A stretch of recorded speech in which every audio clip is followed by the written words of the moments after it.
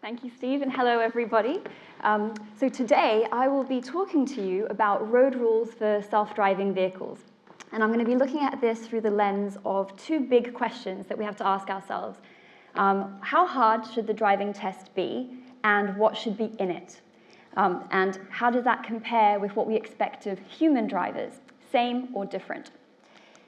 So our team at the Law Commissions has been working on regulations for self-driving vehicles for a pretty long time. We started in 2018, been working on it for 4 years, and we made final recommendations about the kinds of laws we should be establishing for self-driving cars in January of this year, and we were really pleased that government accepted our recommendations just this summer. We went through quite a journey in developing our recommendations and through various consultations, which is a huge part of the way the Law Commission works, in addition to desk research and speaking with experts. And road rules were one of the most controversial topics that we came upon in our very first consultation in November of 2018. So I'd like to share with you some of the big questions and insights that we received through that work. So starting with the question of the performance that we should be expecting and requesting of self-driving vehicles. How good should they be? We often hear that self-driving vehicles will be a lot better and a lot safer than human drivers, but how does that translate in practice? How can we actually hold them to account and make sure that is actually happening? So it might seem quite simple to say, well, you want to have less road deaths, less fatalities, if you are introducing self-driving vehicles compared to what we unfortunately see on our roads today. But let's take the example of our very international community for the development of automotive standards. In the UK, in 2021, we had 1,558 road deaths. That's about 23.5 deaths per million population. If you look at France, for example, they had about twice that number of deaths. So if you establish a technology that is developed in France and which is improving road safety there, but you introduced it in the UK, you might actually be doubling our road death record. And this is not just a theoretical question. France is the mean reference point in terms of road safety for Europe. The EU27, the ADS implementing regulation uses the French statistics of road safety as the benchmark of what should be expected of self-driving. So we have to be careful when we talk about what it means to be safer. But even if we get over that issue and we establish that, yes, we are reducing road deaths overall, is that enough? Self-driving vehicles will be doing different mistakes than humans do. I don't know how many of you have been part of different demonstrations, but leaves in autumn that just passed seem to be a strong and critical issue for many self-driving vehicles in their recognition systems, and sometimes they might stop abruptly because of leaves coming into their way, or even the trees in the background, causing problems for the recognition systems, object and event classification. That is not the kind of error that a human would make. So although we are told, and I can believe that the ADS, the automated driving system, will not get tired or distracted, they might do other things that would be pretty basic and you wouldn't expect a competent and careful driver to get wrong.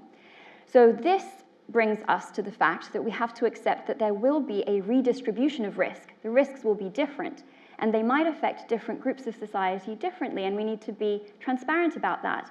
Potentially vulnerable road users, for example, would they have an advantage, but then people in passenger cars getting worse outcomes because, say, these vehicles tend to brake abruptly, and so you have more collisions that result from people crashing into the back. We need to have open conversations about these kinds of aspects, and I know Nick will go into this further, having looked at the ethics of self-driving very pointedly in his work. There's questions about signage.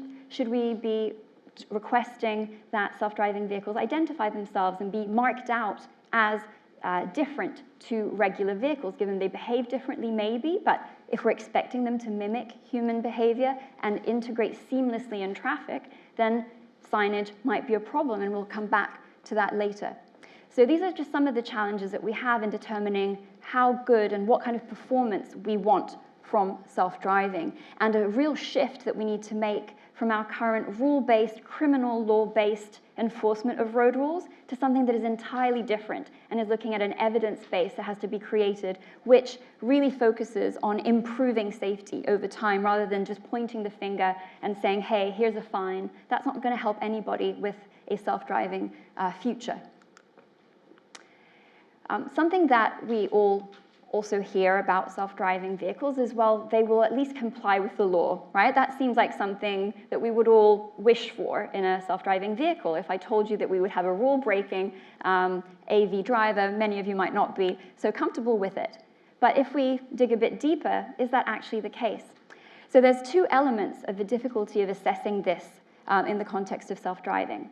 The first is that a lot of our road rules, which have been written for our social contract and human behavior, they're written in ways that involve huge value judgments.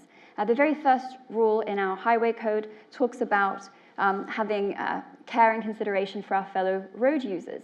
If you gave that to different developers and persons developing AV technologies, they might come up with pretty different ideas of what that looks like. Of course, it's not the only rule, but it illustrates how many of our road rules that we all live by and share the roads on the basis of depend on pretty significant value judgments which cannot simply be translated into black and white, like, say, speed limits or a passing distance from a cyclist. That's a lot easier for all of us to agree on.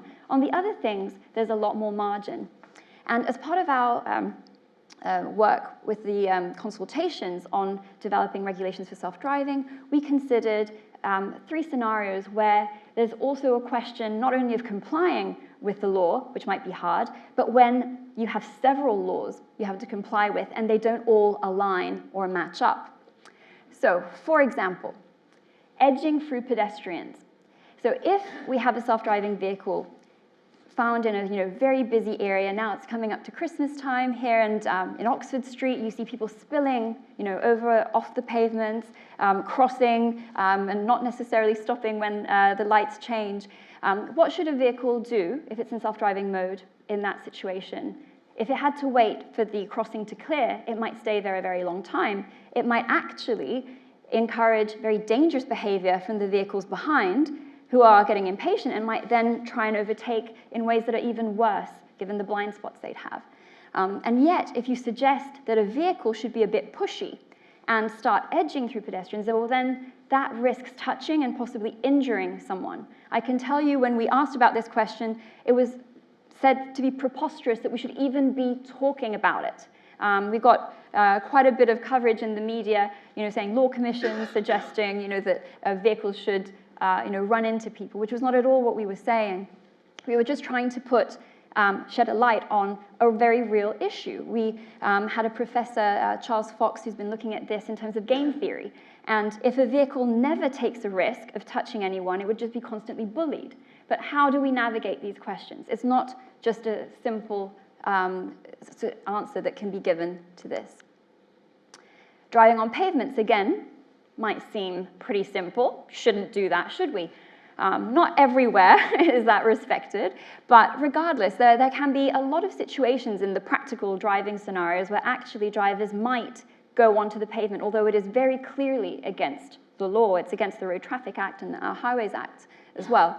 For example, imagine that there's a flood and your only way of passing is to make your way over a pavement. That might be one thing.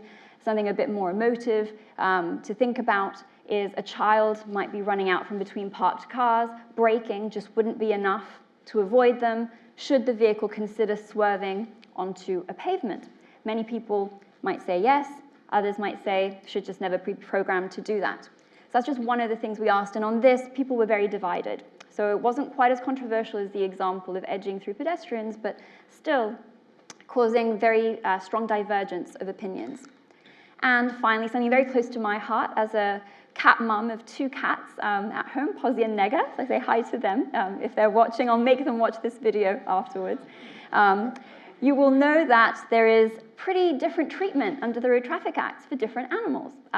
Dogs, I'm not going to sort of get personal about this, but if you hit a dog, there is the requirement under the Road Traffic Act to stop and report it. There is no similar requirement for cats, for example.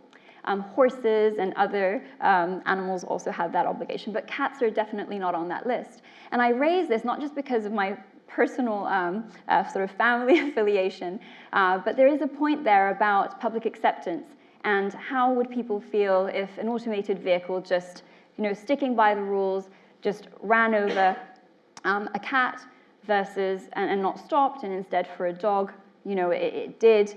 Obviously, stopping for the dog is good, but the differential treatment might not be great. And I think it also illustrates how our road rules evolve. There are many ways in which our road rules change over time. There were petitions, to change this for cats. I'll let you know, like in 2018, people tried to get this changed.